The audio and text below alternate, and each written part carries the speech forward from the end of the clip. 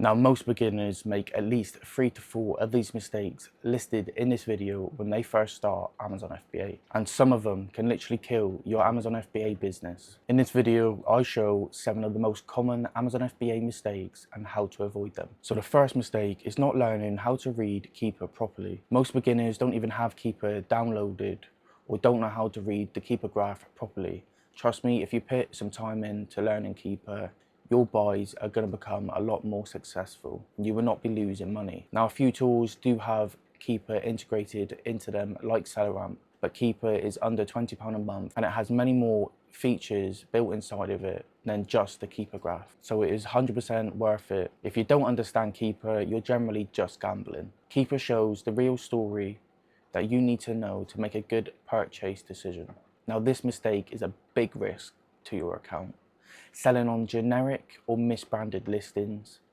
Generic listings, if you look at the brand, which is normally just under the title on the Amazon page, or you can see it on SellerAmp, I would go by the Amazon page though. If you're on a Colgate listing and it says generic, I would avoid this straight away. This is one of the first things you should be checking when sourcing your products, as these listings have been created by other sellers to avoid restrictions. Now, a misbranded listing is made the same way and it's to avoid brand restrictions, but it is a little bit harder to realise. So the brand would say Colgate, but it would say Colgate without the G. So to the eye, it is hard to see. So make sure you're really looking at each letter in the brand to make sure it is the correct brand. Now, if Amazon decide to get rid of this listing, which they are cleaning up the amazon.co.uk store at the moment, so most generic listings, misbranded listings are being deleted, but along with that, some people are getting section 3'd. If you get IP'd, it's hard to prove your products are authentic because you're not listed on the correct brand. Just stay away from these listings as it can cause big headaches. Now, another mistake is not tracking your purchases early on in your Amazon FBA business. Beginners often don't track their buys early enough in their business. No tracking equals no business control. I would recommend tracking your spend,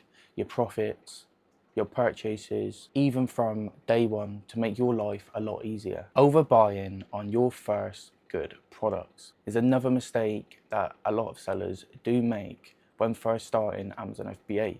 You think when you find your first good product, oh, let's go deep on this, 50 to 100 units of a product or even 10 units of a certain ASIN that you've just found. This is completely understandable because you think it's a good product, you've then went deep, a few things have changed, competition has risen, demand has changed, the prices have changed. Amazon may have jumped on the listing and tanked it, or even the brand could have issued an IP complaint on the way to the FBA centres, and you're now deep on an ASIN that you can't sell on Amazon, or is risky to sell on Amazon, or you even have to sell it for a loss, which we do not want. So now you have to liquidate it onto a site like Facebook or eBay to get that money back to invest it back into Amazon. Now, if you're beginning and you don't have much capital, of course you want to avoid this mistake. Always start small, test 3 to 5 units, and then if the product has proven success, scale your buys slowly. Another mistake that can get your account in some trouble. Ignoring IP complaints is another thing beginners do.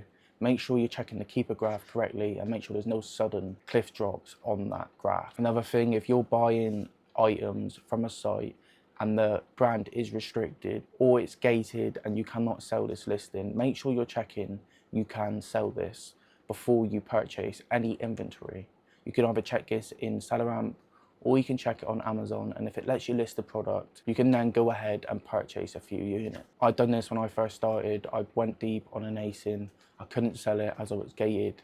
I then had to get an invoice and attempted to get ungated. Luckily, I managed to get ungated so I could sell it, but that is not always the case. Ignoring IP complaints and brand restrictions can lead to your account health going down, which you do not want, as it can cause some big headaches. Make sure you're buying from trusted retailers to help protect your account for the future. Always be thinking ahead. Now, this common mistake, beginners don't think it's much of a big deal. Missing out on coupons and cashback is free money left on the table. There is a couple tools that I use for coupons to help suggest what coupons could be working on a certain site, and these are Honey and Cooper. Now, for cashback, there's a few tools also. Bracketing, Quidco, Top Cashback all work. If you rotate through the three, some of them offer different sites. Stack every advantage you can small wins compound into real profits over time. Your first few buys won't all be winners, and that is okay. Now, if you think of this, some losses are just tuition fees while you're learning the game. The ones who stay consistent